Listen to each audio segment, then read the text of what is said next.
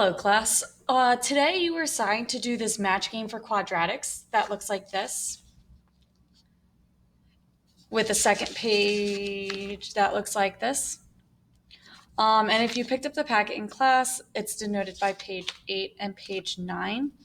I real quick wanted to go over an example on how to approach this uh, random looking grid and whatever with a random looking answer page type thing.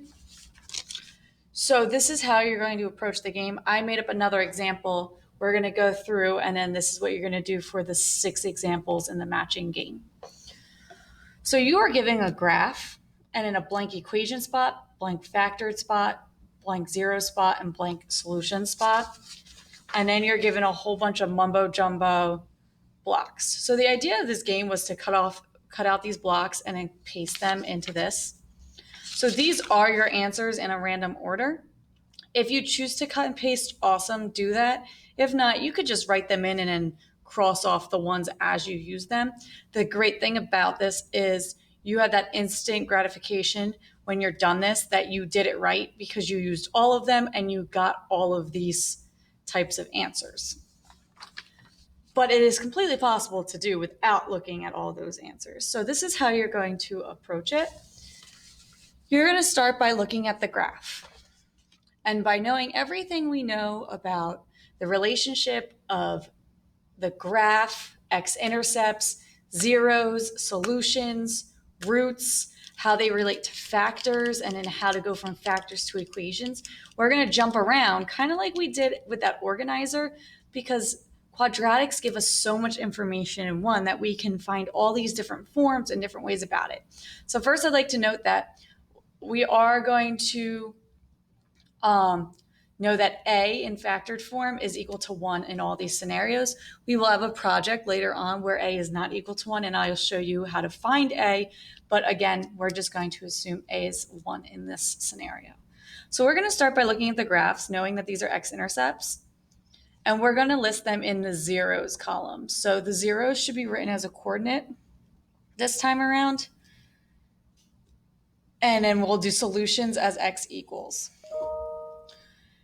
Here, this looks like it's a negative half. So it's in between 0 and -1, so it's negative half. So one of the zeros is going to be the coordinate negative half, comma 0. The other one is 2, comma 0. And the lights went out in the classroom again. This happens all the time. I'm sure you guys are used to it. All right, so our solutions, remember zeros, solutions, they are the same. Those are synonyms for each other. But we're going to write as x equals. So we're going to write x equals negative half and positive 2. So now we have solutions. We are going to make factors. So we know the relationship of zeros and solutions compared to factors are that they are the opposite. And instead of writing x equals, remember factors are in those parentheses. So our factors, the opposite of a positive 2 is going to be x minus 2. But here's something, a little note. We don't write fractions in factors. Nope, don't do it. Instead, we are going to look at the fraction as a numerator over a denominator, right? Numerator, denominator. And when we go to write it as a factor, we are going to take the denominator, put it next to x, and then put the numerator at the end. So it's going to look like something like this. So denominator goes out front next to x, and then the opposite of the numerator. So keep that in mind. So in this case, again, the denominator 2 goes next to x minus the numerator. So now that we have factors, we want to go to make the equation. Well, I want the equation to be in standard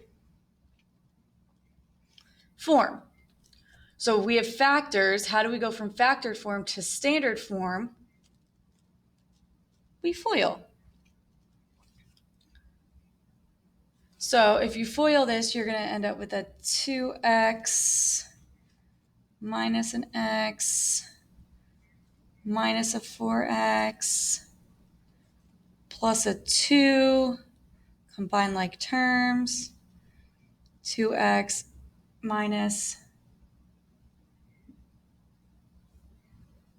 5x plus 2. And because it's an equation, make sure we put the y equals there. So equations made, factors are made, zeros are found, solutions are written, and that's how you're going to approach this, just by looking at the graph. And then again, you have that mumbo jumboed answer page. So if all those were in here, I'd cross them out and then know that I have the other ones left. So there's a quick example on how to approach this match game. Again, you have 6 other examples on here.